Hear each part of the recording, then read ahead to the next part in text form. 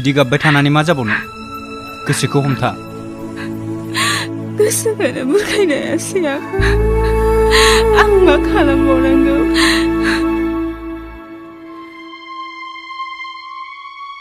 The person you have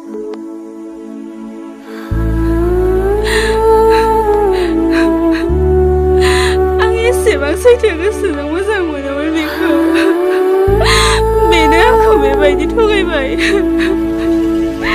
बेनो जुदि नोंनि सैथो मोजां मोननायखौ बुजियासैब्ला नोंलाय माथो खालामनो हाबावनो You can wait or call again later. आपने जिस व्यक्ति को कॉल किया